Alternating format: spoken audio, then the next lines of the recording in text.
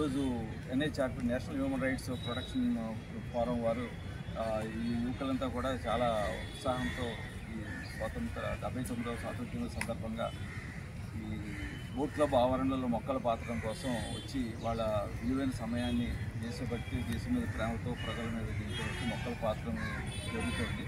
వారందరికీ నా అభినందనలు, కృతజ్ఞతలు. ఎందుకంటే ఈ చెరువులు, పార్కులు అనేవి ఏంటంటే సమాజానికి లంగ్స్ లాంటి. ఇక్కడి నుంచే మనకి ఆక్సిజన్ వెళ్ళి అందరూ కూడా ఆరోగ్యంగా ఉండే అవకాశం. ప్రస్తుతం ఏంటంటే ఇండస్ట్రియలైజేషన్ అవుతుంది, కానీ ఏంటంటే పచ్చని చెట్లు బాగా తగ్గిపోవడం వల్ల, ఈ వాతావరణం బాగా కలుషితం అయిపోవడం వల్ల, ఈ వర్షాలు తగ్గిపోయి ఈ రకరకాల వ్యాధులు, కంటి వ్యాధుల దగ్గర చర్మ వ్యాధులు, ఊపిరితిత్తులు, గుండె, మెదడు అన్ని రకరకాల వ్యాధులు రావడం వల్ల ఇది కూడా మానవాళి, ముఖ్యంగా భారతీయులు చాలా బాధపడుతున్నారు, చాలా సఫర్ అవుతున్నారు.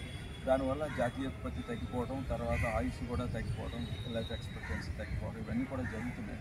ప్రతి వాళ్ళు కూడా జబ్బులు బారిన పడుతున్నారు. ఇప్పుడు చూస్తూ ఉంటే ఇలాగే ఈ చెట్లు నరకటం కానీ, చూస్తున్న ఈ వాటర్ వెహికల్స్, ఇండస్ట్రియలైజేషన్ చూసుకుంటే ఫ్యూచర్ జనరేషన్స్కి ఎక్కడ కూడా ఆక్సిజన్ దొరికే అవకాశం కనపట్ల. మన జనరేషన్ ఇంతవరకు ఏదో లాగిస్తాం. నెక్స్ట్ మన పిల్లలకి, మన మనవాళ్ళకి ఏంటంటే ఆక్సిజన్ అనేది ఫ్యూచర్లో ప్రతి వాడు ఒక ఆక్సిజన్ సిలిండర్ పట్టు తయారయ్యే దౌర్భాగ్య పరిస్థితి వస్తుందని భయం వస్తుంది.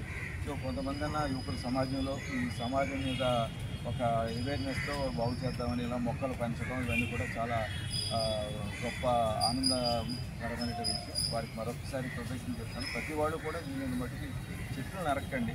ఉన్న ఎక్కడెక్కడ జాగా ఉంటే, ఎక్కడ ఖాళీ స్థలం ఉంటే అక్కడ మొక్కలు పాతి ప్రతి వాళ్ళు కూడా వాళ్ళ యొక్క బాధ్యతను నిర్వర్తిస్తే అట్లీస్ట్ ఒక పుట్టినరోజునో, లేదా పెళ్లి రోజునో, లేదా వాళ్ళ నాన్నగారి సంవత్సరం ఏదో ఒక సందర్భంలో ఏదో ఒక మొక్క పాతడం, కనీసం ఒక మొక్క.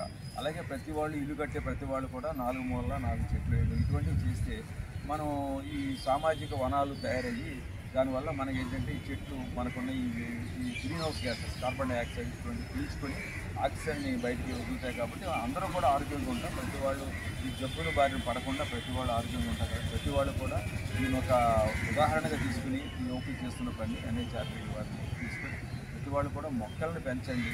అలాగే ఉన్న మొక్కలను నరకకుండా వీళ్ళని బట్టి వాటిని ప్రొటెక్ట్ చేస్తూ చేయమని అందరికీ మనవి చేస్తూ మరొకసారి వీరందరికీ కూడా కృతజ్ఞతలు.